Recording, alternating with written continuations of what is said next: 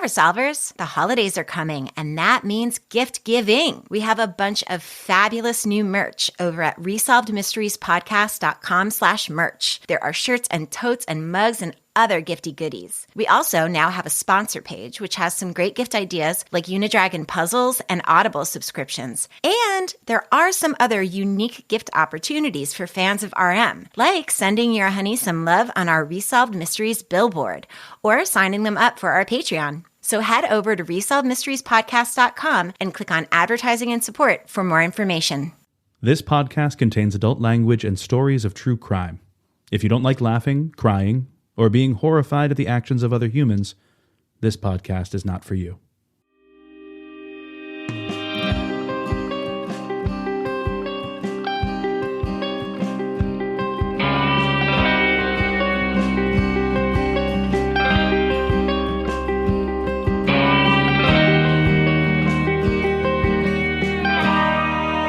Hello, everyone, and welcome to Resolved Mysteries. Yay! This is Season 4, Episode 17, Part 2.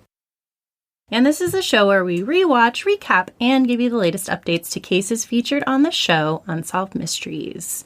I'm Carlin. I'm Allison. I'm Eliza. And welcome to the show. We weren't sure who we were for a minute, but I think we're all here now. As most of you know, for every review that we receive, we donate $1 to a different organization, and this month's organization is the Trevor Project, suggested by our lovely patron, Raina. If you'd like to support us on Patreon and get access to ad-free episodes, 2 additional episodes a month, and early access to listener short stacks, along with goodies in the mail, you can go to patreon.com/resolvedmysteriespodcast. Okay, Part 2, what are we covering? Okay, I have the Yeti. No lead in this time? Okay. I feel like I've given it its proper introduction 5 times now. Okay. So, And then I have the unexplained death of the Stanton Bones. Yetis and Bones. okay. Let's do it.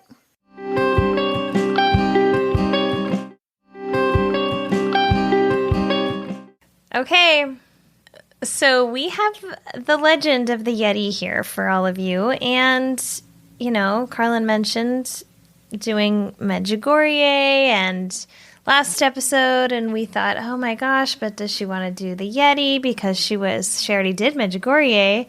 She's already done Sasquatch. Maybe she should do the Yeti. Well, she hadn't done Medjugorje. It's the famous debacle. Famous. Anyway, so she said no, she's good. So I got to do the Yeti. I'm all full up on big feet. And I'm not usually a big crypt head, if you get what I'm saying. But here we go. I actually learned some things. Yeah, I thought this one was interesting. Yeah. So the Himalayas are home to the world's highest mountain. Anyone? Anyone know who it is? Mount Everest? Yeah, right? Yeah, good job. Thank you. Mount Is Everest. this a trick question? And also one of the world's most intriguing mysteries. For centuries, the Sherpa people, native to the Himalayas, have told frightening tales of a strange half-man, half-ape called the Yeti. The Yeti is also known as the Abominable Snowman, which derived from him being described as smelling abominable. That was new information to me. Me too. Surprisingly. Yeah, me too. So to the Sherpas, the Yeti has always been very real and very much alive. Some Western explorers have found convincing evidence that the Sherpas may be right. So, of course, all this gets into, like, if Western people are saying it could be true, then it might be true. But when it was just the Sherpas saying it, it's not, it's all problematic. So here we go. Also, why are they always stinky? Because they're covered in hair. Right? But other animals aren't stinky. Oh, that's true. What if every animal that had hair smelled bad all the time? I'm not a pet owner, so I don't really know what's up. I mean, they are pretty stinky. They can be. I wouldn't describe it as abominable, though. No, definitely not abominable. So, Stack says that as more and more Westerners visit the Himalayas in the 1900s, especially to climb Mount Everest, curiosity about the Yeti begins to spread. So, several expeditions have uncovered mystifying stories of strange human-like creatures who live in the area. In 1951, Eric Shipton, a world-famous mountaineer, came across a curious set of tracks. This was the first clear evidence that the Yeti might, in fact, be real. So we see, as a talking head, author Lauren Coleman, who comments on the photograph that Shipton took of the tracks and says the photograph is a very big piece of evidence because it showed toes, individual toes. Ooh. It showed a squat, square footprint, which a lot of the other expeditions had found, but did not have good photographic equipment with them at the time. So he's saying the photograph is backing up the eyewitness accounts that previous expeditions said they found of footprints in the snow or ice. Okay. They also took a plaster with them and poured it into the footprint, which I thought was interesting. So they have a plaster mock-up of what was found. Oh, yeah, honey, they always do. You gotta. The footprint was 13 inches long and 8 inches wide. It didn't look like it was made by a man or an ape. Again, it's only man or ape. Bear is never mentioned, which I'd just like to point out. I would say, when I think of it, oh, you know what? I just had a thought. Here's my thought. Are you ready? Go with it, yeah. Do you remember how my husband saw a bear this summer? Yes. A brown bear. Yes. Bear? My husband and my daughter. And I said, did it run away on its back on just 2 feet? And he thought that was ridiculous. But I think I asked that because of Sasquatch and Yeti walking on 2 feet. I really think so. I hate thinking about that. I mean, they stand up on their back feet. Yeah. Why can't they just keep Okay, walking? but picture one running. That is disgusting. Don't I say feel that like to me. Yogi Bear, Yeti. Okay, well, Yogi Okay. Bear is a cartoon. Anyway, I just wanted to say, I think I just had a Michael Myers moment. Okay, also, just real quick, the dimensions of that footprint is similar to a sheet of paper. Sure. That's a squat foot. 8.5 by 12, That is, it said it was, square and squat. So in 1957, a Texas oil man, very rich, named Tom Slick, and explorer Peter Byrne, who we get to know very well in this segment, set off for the Aran Valley in northeastern Nepal in search of Yeti. So Peter Byrne tells how he came to believe the Yeti are real. And honey, I have so many things to share about Peter Byrne. Yay. He says Tom Slick's interest in the beginning was to find out if the Yeti were really there, and that's the reason he came on the first reconnaissance. I had been hearing about the Yeti for years, ever since I was a child, but I think that what eventually convinced me that they were there was meeting the Sherpas and talking with them face to face. The Sherpas viewed the Yeti as a real living creature, not as a mythical creature. They called him Hairy Man that lived out there separate from them. On the first expeditions, we took along with us 8 by 10 pictures of a chimpanzee, a gorilla, a primitive man, and so on. And they used to point to the primitive man and say, "That's the Yeti." In fact, they thought we had a picture of the Yeti when they saw that. The Sherpas described the Yeti to us always as being man-like in form and about 5'6" or 7, not very large and covered with hair, totally covered with hair, walking upright. Just like any bear. Were early men hairy? Yeah. I think so. They had to be. What are they called? Neanderthals? Neanderthals, yeah. The face was bare of hair, though. The palms of the hands, that sort of thing. And we get to see this reenactment. They really went all out for these scenes. So Slick and Byrne decided to split up to cover a wider search of the area. As Peter Byrne tells it, each made their own startling discovery. He says, we'd start out from our camp in the early morning, and we simply chose a mountain, and I came across a line of footprints. And Byrne took pictures of the tracks, which we get to see. Meanwhile, in another part of the valley, Tom Slick and his Sherpa guides discovered a similar set of tracks. Peter Byrne thinks the tracks are important because the prints that Tom Slick found, they were in mud, whereas snow will distort with heat and wind and so on, but mud will not. So he felt like the mud prints were more accurate to what they would actually look like versus the ones that had been found in snow previously. Mm-hmm. Makes sense. He says Slick only saw 2 or 3 because it was very hard to track in that stuff. In fact, he was lucky to find them at all. So again, a plaster cast of these footprints were shipped to the United States to be analyzed. The print measured 10 inches long and 7 inches wide. According to anthropologist Dr. George Agogino, it was similar to the footprint discovered by Eric Shipton 6 years earlier. Again, a short, squat, almost square type of footprint.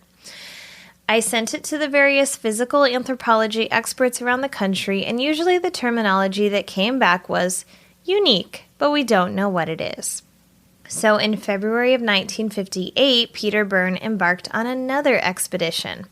On this trip, he met a Buddhist monk who had, quote, an amazing story to tell. Oh.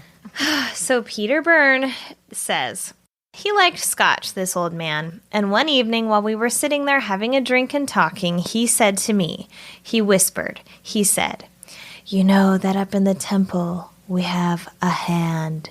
Would you like to see it?" And I said yes. So we went back up to the temple.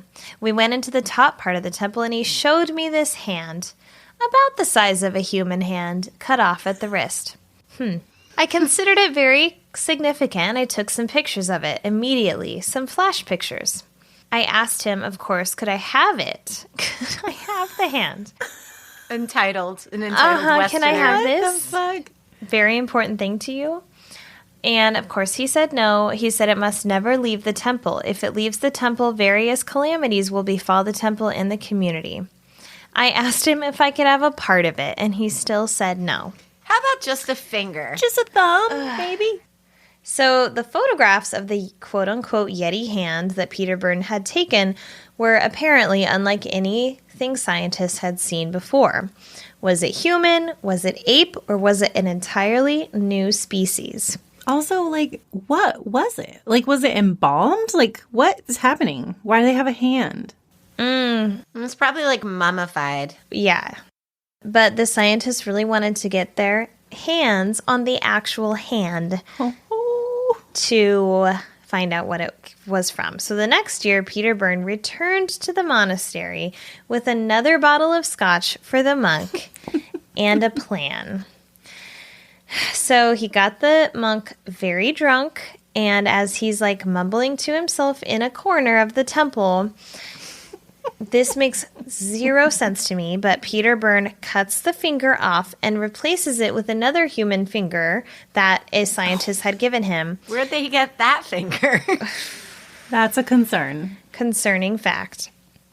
Also, he wires the finger onto the hand in a not discreet way at all. No.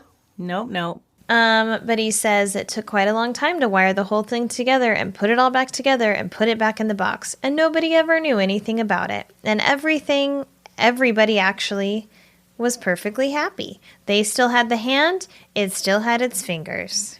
Oh my God. So the finger was then brought back to London and sent to the anthropologist, Dr. George Agogino, for examination. And he sent it to 20 experts, which he thought should look at the hand. And they were all equally divided, whether it was human or primate or something unknown. So the bone fragment sat in an envelope in Dr. Agogino's desk.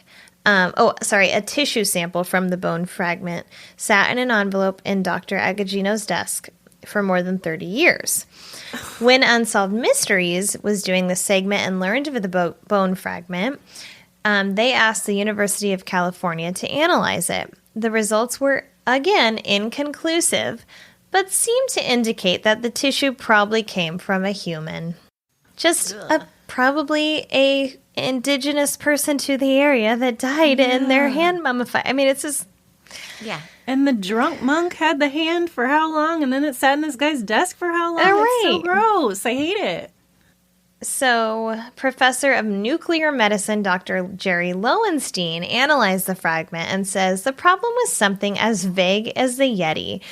And I do love describing the Yeti as vague. Is that almost any result you have can be fitted into the theory. So I'm sure that most believers will say, well, this is great. This proves that the Yeti is some sort of subhuman species. But Peter Burns says the results confirm his own suspicions. I think that's what we've always thought, that it wasn't an animal, it wasn't an upright walking ape, because apes don't walk upright anywhere. And neither do bears. And neither do bears, apparently. They think it was a hominid, a human form of some kind. Okay. Sightings of Yeti continued. Photographer Kurt Frittler shares his own encounter. He says, I had made camp at 16,500 feet when out of the darkness a very loud, piercing call began that sounded like nothing I'd ever heard before. It moved around. It circled our campsite. It would get closer. It would get farther away. It would call intermittently, and the call was always very loud and very piercing and very frightening. Then Reinhold Messner, another man, says he got a good look at the creature from about 30 feet away. It was my impression it's bigger than me. It was quite hairy and strong, with short legs. The body was dark brown, black hair, long hairs, and has quite a lot of hairs on the head. I'm going to need you to say hair one more time. Long hairs. Then Dr. George Agagino says, I have to leave it open that I do not know what the abominable snowman is, but I feel there is a very good chance, probably 50-50. That's not a good chance. That is literally the most medium chance you can have. Probably 50-50 that something resembling the thing they are looking for. I'm sorry, let me just read this sentence so everyone's really clear what this man is saying. But I feel there is a very good chance, probably 50-50, that something resembling the thing they are looking for does exist. So those are his scientific thoughts. Yep. Those are the same scientific thoughts from the Bigfoot segment. So, Stack says, it seems impossible in this day and age that we might discover a new species of animal. However, we must remember it was only 70 years ago that the giant panda of China was first observed in the wild by Western man. And honestly, I was like, okay. That's a great point, Mr. Stack. Good point. Until then, it too was regarded as nothing more than a mythological creature, which I did not know that. Me the either. history of the giant panda. Oh my gosh. Okay, so just a few things here. Let me give you a little update on this Yeti finger. Oh, please do. Here's a 2011 BBC article. I'm scared. The mummified remains of a finger that came from, this is the finger we talked about that Peter Burns smuggled out of Nepal, has been held in the Royal College of Surgeons Museum for a very long time, and a DNA sample analyzed by the Edinburgh Zoo's genetic expert, Dr. Rob Ogden, finally revealed the finger's true origins. DNA tests showed it is for sure a human bone. Oh. Ew. So despite the lack of evidence of the Yeti's existence, the Yeti myth retains a strong appeal in both Nepal and the West, where it became popular in the 19th century. The finger, which was said to be from a Yeti, was taken from a Nepalese monastery by an American explorer in the 1950s, Peter Byrne, who we talked about. He replaced it with a human finger that he had been given by a British scientist. This is crazy to me. This article says the finger was then smuggled out of India with the help of Hollywood actor James Stewart, who hid the finger in his wife's lingerie suitcase. What? Why did Unsolved Mysteries say nothing about that, if that's true? Like, It's a Wonderful Yeah. Life, James Stewart? I don't know. Is Is that that him? is. Jimmy Stewart? Jimmy Stewart? Is that James Stewart? James Stewart. Oh my goodness. Oh boy. Let's Wow. look. I have a lot of questions. Let's look. I want to know, I need to know more about this whole finger swap. I want to know where that other finger came from. Who's missing a finger? Yes, that's what I'm saying. Yeah, I think it's him. I think that is the James Stewart. Oh, wow. Okay, so they allowed a BBC documentary team to take a DNA sample, and that's when genetic experts at the Edinburgh Zoo tested it. Dr. Rob Ogden of the zoo said, "We had to stitch it together. We had several fragments that we put into one big sequence, and then we matched that against the database, and we found human DNA. So it wasn't too surprising, but it was obviously slightly disappointing that we hadn't discovered something brand new. Aw. Human is what we were expecting, and human is what we got." And then in this article, a primatologist, Ian Redmond, says, "From what we know of accounts of Yetis, I would have expected a more robust and longer finger, and possibly with some hair on the back." Okay. Oh, okay. Okay, so last thing. Remember Peter Byrne? Yeah. He has like a slight Irish accent in his talking head segment. This man is 95 years old now, and he lives in Oregon. Oh. And he is one of the #1 searchers of Sasquatch and Bigfoot. Yeah. Of course he is. Did I mention him in my I segment? don't know. I just found this out this morning, and I didn't have time to like go back and listen. But he has written tons of books about all kinds of cryptid things. There was a 2019 article about him that just like barely mentions his Yeti expedition, because mostly it's been all Sasquatch all the time for him as of lately. But he seems fairly harmless. And he has a nice face. So one sad thing is that Byrne said that there was a credible sighting of Sasquatch in the 1970s. And after that sighting, he and his team went to the area very quickly and searched for hair or anything else that might be snagged. And they found hair samples that were snagged on some thorn bushes. And he sent those samples to the FBI for testing in 1976. And the agency decided to take on the task of determining the origin of the hair. But Peter Byrne waited for a response from the FBI for 40 years. And just in 2019, the FBI got back to him, publicly releasing documents saying that the hair was from a deer. No. I'm looking at a picture of him, and he's nice. Oh my gosh, are you looking at the picture of him with his walking stick and his hat? Mm-hmm. Yes. Oh my gosh. So, yeah, I mean, there's a lot you can look up about Peter Byrne. He has his own website, honey. He's got a lot of things going on. I love it. 95. That's amazing. And he lives in our state. I love it. Now, one last thing about Peter Byrne. When he was 88, he was in trouble because in 2013, he stole more than $78,000 from the Social Security Administration and Oregon Department of Human Services and Medicaid. Uh-oh. Wow. Damning the man and finding Sasquatch. I guess so. His website is really cool. He led all these rafting trips. Honey, he's amazing. There's pictures of him from when he was a young man all the way up through life, holding plaster feet. I know. He's such a honey. Okay, very last thing. Obviously, the Wikipedia page on the Yeti is 8,000 pages long. However, I just wanted to have everyone go listen right now to a song by Kate Bush. Oh. Called Wild Man. I don't think I know that one. The premise of the song is basically the narrator of the song is hearing the cries of the Yeti and wanting to protect the Yeti from being found by other people, by people. Oh my God. It is 7.5 minutes long. So everyone should go listen to that. And that's the Yeti, honey. Okay, so I have a question, though. Okay. Was it the claymation Rudolph that made his image white? A great question. You know what is 'Cause crazy? We think of the abominable snowman and I it's know. white. Well, there were some drawings, though, in that beginning of that segment where they were white. He was drawn white, and some where he was drawn brown. Okay. I mean, it would make sense he would be white because yeah, if there's he's snow hanging out in everywhere. snow. Yeah. But on the Wikipedia page, I was expecting, like, in the pop culture section to see that.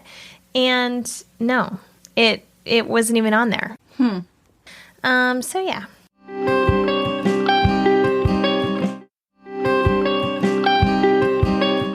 All right, guys. So we're going to wrap up episode 17 with an unexplained death. Okay. Stack says that all of us have known people who live their lives outside the mainstream, adhering to their own rules and marching to the beat of a different drummer. In life, we find their eccentricity fascinating, but often when a deeply private person dies, he leaves behind an unsolved mystery. Dream. Love that. Dr. Carrie Stanton, who died in 1987, was just such a man. Stanton, who was a lifelong bachelor, was a scion of a wealthy California family.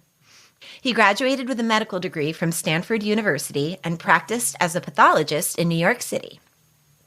In 1957, when he was 34 years old, Stanton left New York and moved back to California to take over the family's cattle ranch.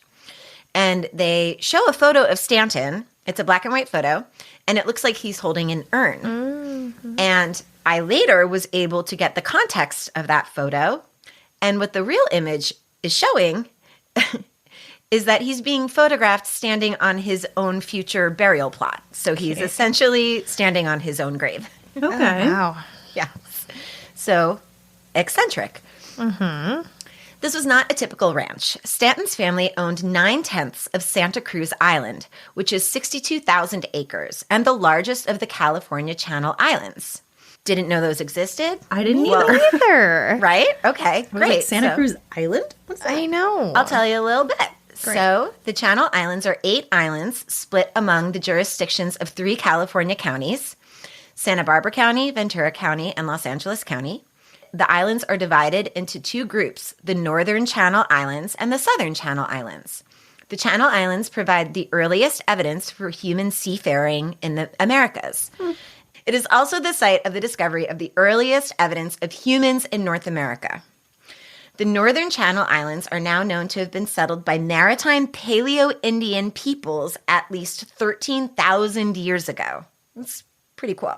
So, when Carrie Stanton's parents died, he took control of the ranch on Santa Cruz Island. Marla Daly, the president of the Santa Cruz Island Foundation, says that Carrie Stanton was very protective of Santa Cruz Island.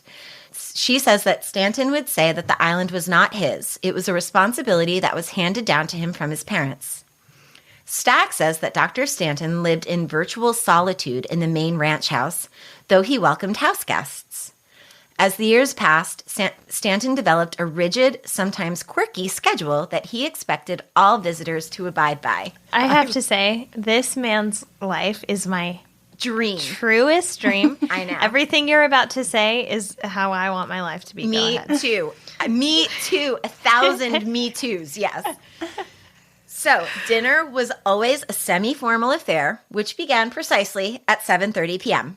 The weekly menu never varied. The same 5 main courses were rotated in sequence throughout the year. At the stroke of 8:30, Dr. Stanton and his guests went to the living room for coffee, and the only dessert he ever served, oatmeal cookies. Dream. Oh my gosh, My dream. cozy. I love it. My dream. But also 8:30 is too late for coffee. That's true. But then Dr. Stanton retired for the evening at precisely 9 p.m. Yep. And he's just like, goodbye. My social dream, you get an hour and a half of my hangout time, and then you gotta We're gonna have go. coffee and cookies, and then I'm going to bed. Yes, yes. I mean, you guys can stay here, but I'm definitely going to bed. In the reenactment, he says, all right, this has been a wonderful evening. Good night. Goodbye. Nice. Get the fuck out. No explanation needed. Just goodbye.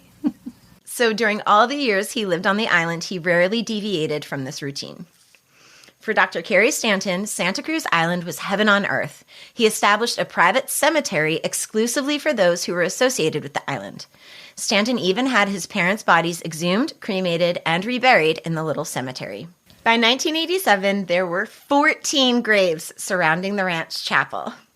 On December 8th, 1987, Cary Stanton died at the age of 64 and was buried there as well. Dr. Stanton left the entire ranch to the Nature Conservancy. The Nature Conservancy, along with the city and state government, worked to preserve the island in its pristine state. On April 27, 1990, the Deputy Agriculture Commissioner discovered an old metal box in a shed on the ranch. They opened the box and saw cremated human remains. No one on the island knew anything about the mysterious ashes.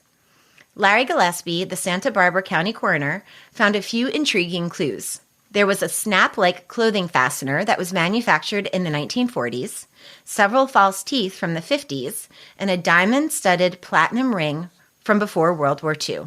Later tests on the bone fragments would yield more information. Larry Gillespie says that they believe it was an elderly female victim based on the arthritic changes of the bones and a particular characteristic of a wrist bone that appeared to be female. Stack asks, was Dr. Cary Stanton the keeper of a deep, dark secret? It seems unlikely. So then no, okay. Why are you asking? Thank you. You just told us no, he's not. Stanton had a reputation as a compulsive archivist and was known to meticulously label everything. Marla Daly says it was very unlike Cary Stanton to have unlabeled remains left on Santa Cruz Island, and it's not something he would do. Stack asks, who is the mystery woman of Santa Cruz Island?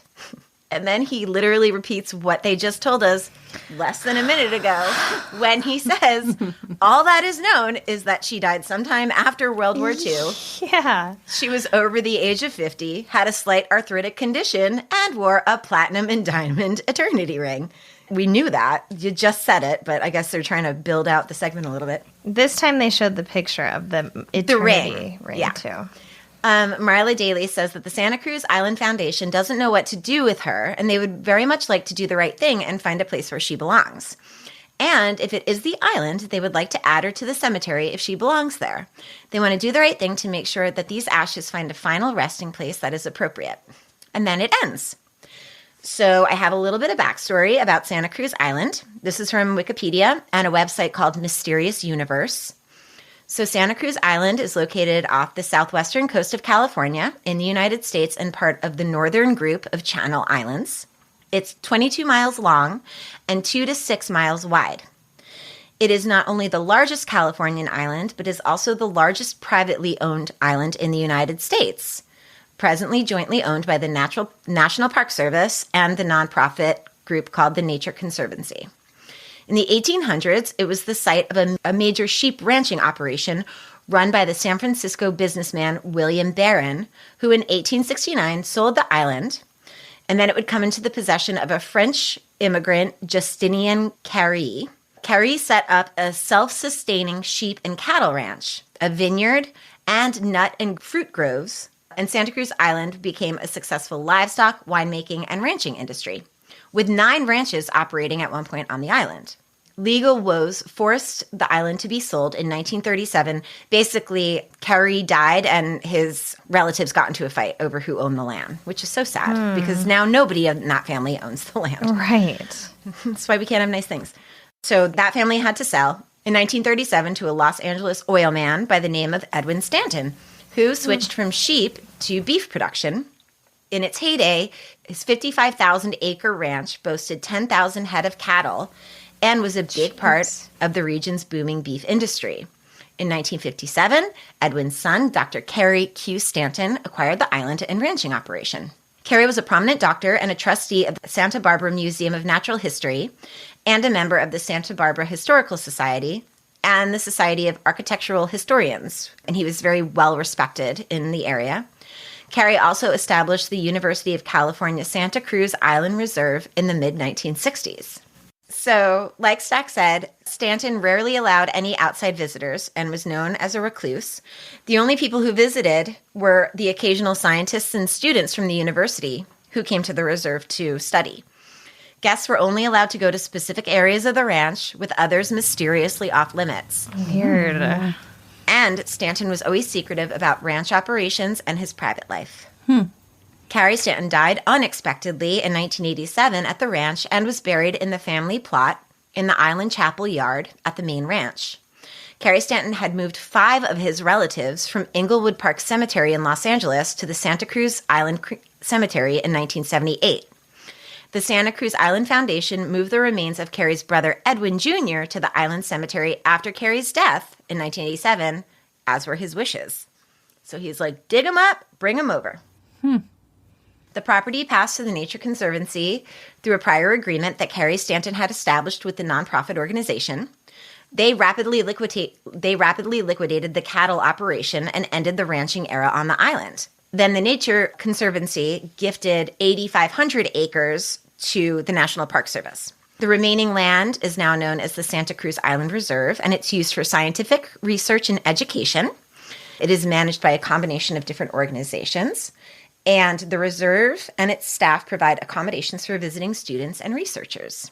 Marla Daly, who we saw in the segment, has been president of the Santa Cruz Island Foundation since December of 1987. Jeez. She has been studying and writing about the cultural histories of all 8 Channel Islands for more than 40 years. And her California Channel Islands encyclopedia, called Islopedia, is now online and over 11,500 pages. Jeez. Wow. And this is where I got a lot of this information. She is a queen. She was vice president before Carrie passed away and became president once he died. And in 1994, this is so cute, Daly founded the All 8 Club, a geographic-based exploration club with membership limited to only those who have walked on all 8 California Channel Islands. Oh, that's Whoa. cool. Get this. It has been called the most exclusive geographic club in the world, with membership just over 200. Cool. More people have reached the continent's 7 summits than have walked on all 8 Channel Islands. Whoa. That How is fun so cool. is that? So cool. And in 2008, Daly was invited as a fellow on the Explorers Club of New York, established in 1904, joining the ranks of the world's most interesting explorers. Cute. Yeah. So, what about the bones? Obviously unsolved. Come on. Unsolved, and apparently it was never talked about again. Because Weird. on the fandom site, you know they always provide additional links. Yeah. This is what it says. No known links. There is no outside verification outside the Unsolved Mysteries segment on the discovery of the bones. Oh, wow. What? Yeah.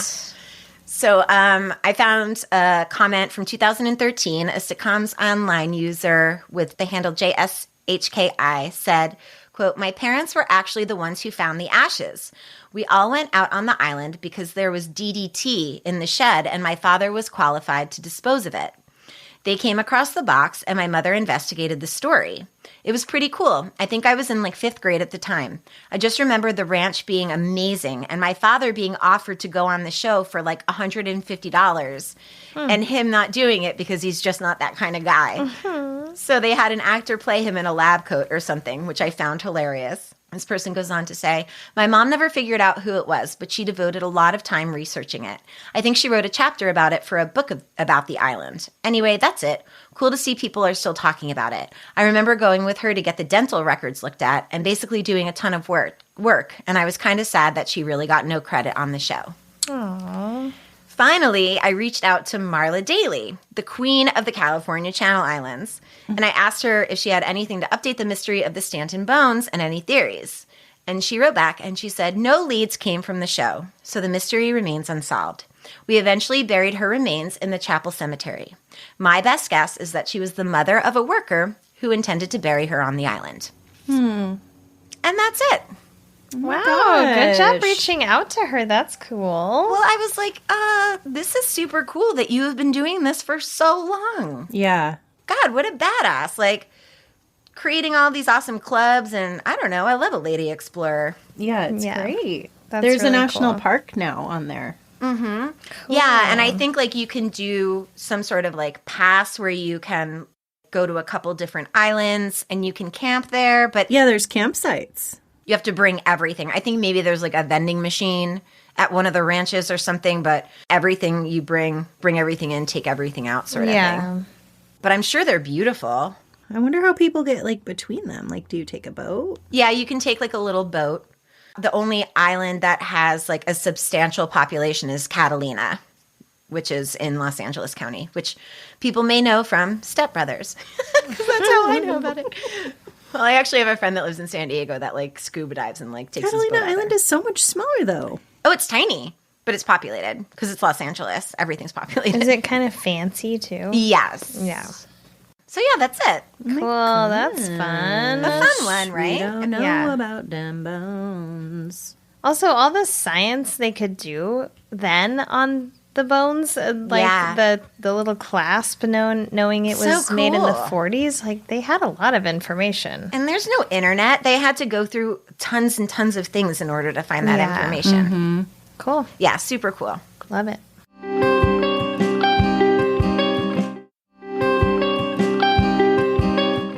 All right.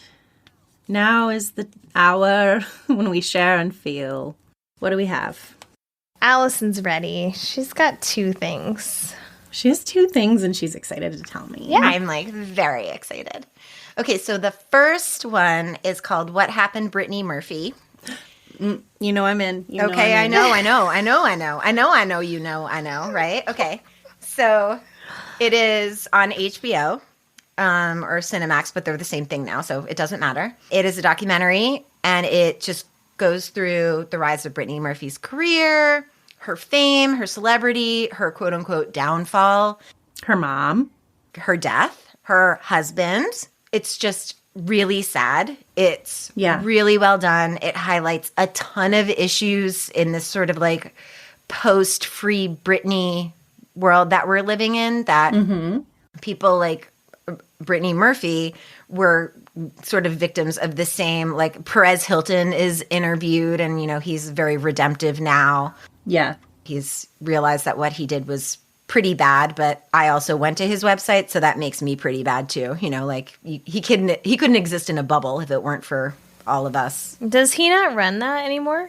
I don't know if he still has it, but Perez Hilton? yeah. Yes, he does. So I don't know. So he if he's- feels bad, but he still does it.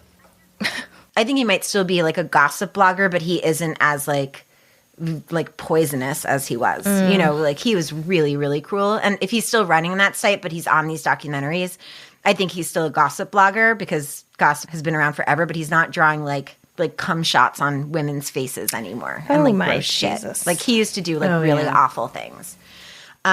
So yeah, it's really good. It's really, really sad. Some of the people that she worked with are interviewed. And I think a lot of the people that she worked with sort of saw this slow car accident like happening sort of. And like couldn't stop it. So it's really, really well done. Cool. I'm trying to think. I did listen to someone's episode about her. But Oh, I can't really? remember. It's just who. heartbreaking and so weird because then her husband died shortly after she died in the house. Oh, Just weird. very, very strange. Yep. Super strange situation. They died very close together. And the mom is sus. Yeah, but she's not. I think the mom is just really, I don't think that she was well either. I think Yeah. there was a lot of sickness, both mental and physical, in that household, and it's very strange. Like the interviews, I had never seen the Larry King interviews and stuff. There's a lot of weird shit, but I think everybody was very medicated in that house. Yeah. And God, what a talent, too. She Yes, was and that's what so everyone good. said. And everybody like kind of, it's so sad because her narrative is like she ended up dying in this mysterious way, but she was very, very talented. And I think that had she had not gone this like Hollywood bombshell route, she would still be here. And I think that she would be doing really great work. So it's really sad. Yeah. God. It is sad. My second recommendation is truly one of the craziest documentaries I have ever seen on Netflix. Oh. Is it, can I guess? Yes. Is it The Way Down? No. Okay. What's that? I haven't seen it yet, but it's about that Christian Oh, I woman. saw that. Yeah, I saw that. I forgot it was called that. That's not, I mean, that's okay, but that's just like crazy Christian people being crazy Christian people. It's not like that crazy. Okay, I want to hear what's this one. Okay, so this is called House of Secrets, the Burari Deaths. And it is about a family in India who all hung themselves at the same time No. from a grating in their apartment and how that happened. Oh my Oh, God. no. Y'all, it is bananas. Bananas. Oh, no. And the age range, I think, was like 15 to like 85. Oh my God. A whole family. A whole family. I think two or three sisters, 2 brothers, and then 2 grandsons, and a grandmother.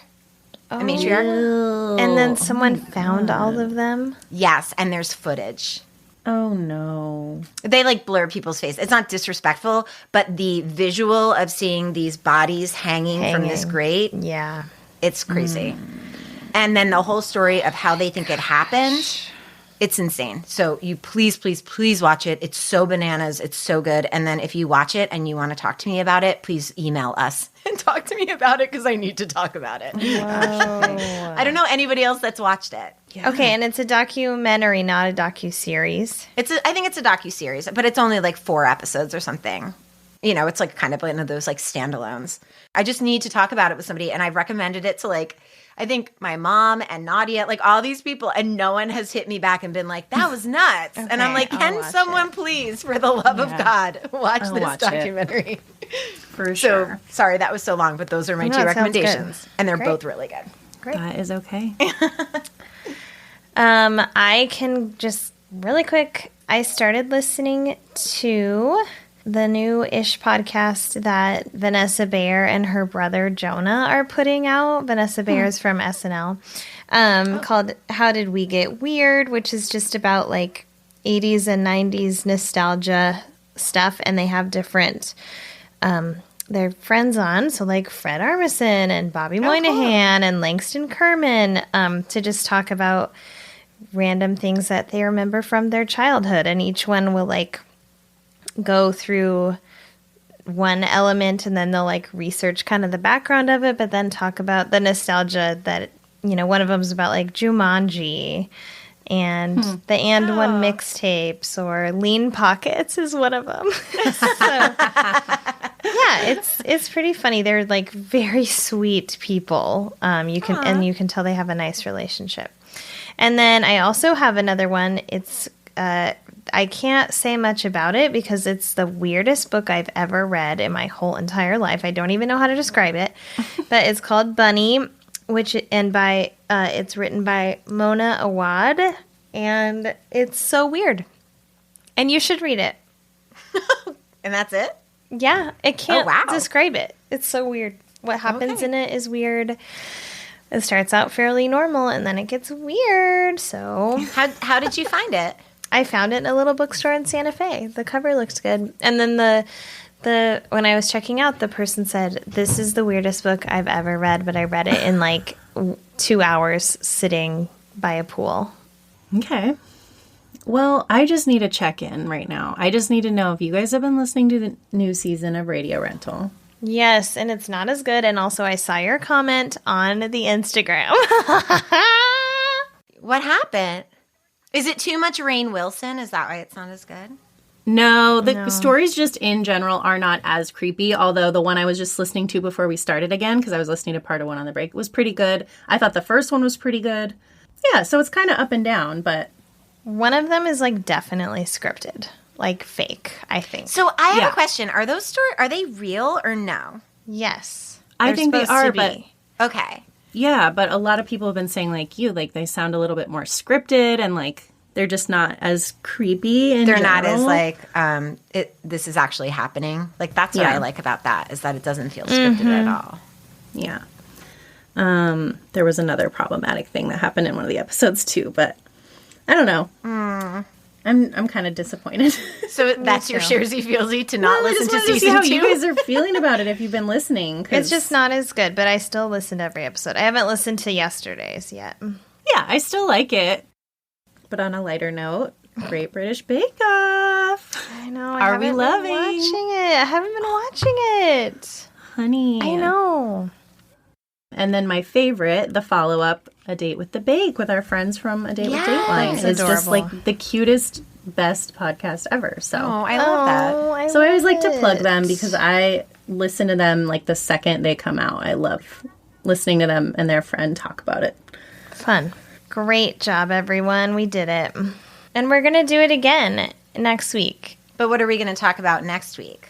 What do you Gosh. think? Everybody guess. Oh, Because I don't know what the hell's happening. Oh, God. Oh, no. Is it bad? Ladies, hold on. it's bad. You're killing. Oh, no. Oh, there's a lot wrong with all of this. Okay. First of all, It's a you're real going to have mixed to bag. know how to pronounce the castle that you have because it's either Beatty or Beatty. We don't know. Well, how think could it's we? Beatty. I haven't watched it yet. Is this an episode with two the unexplains? Is that what's happening right now? And are they sure using the is. word prostitute? What is going Yeah. on? So, the first unexplained of the episode is going to be the Wytheville UFO sightings. Okay. And then in the middle, we've got a wanted segment. They are calling it the Ohio Prostitute Killer. And then I'm going to wrap it up with the unexplained, the Beatty Castle. Okay. Love you. Bye. Goodbye. Go to patreon.com/Resolved Mysteries Podcast if you're interested in supporting us there.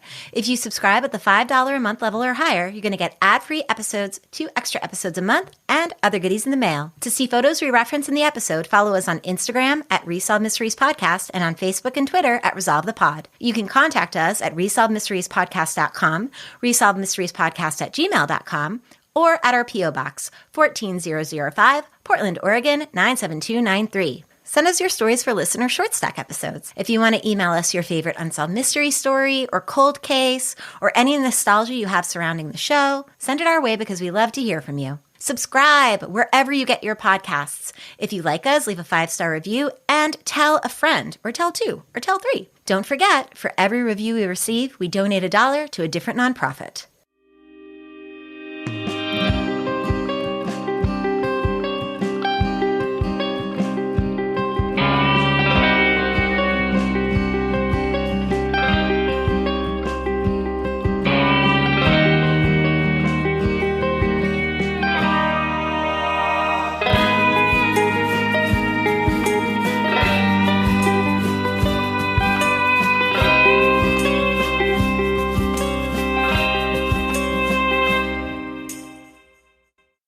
It is also the site of the discovery of the earliest paleontological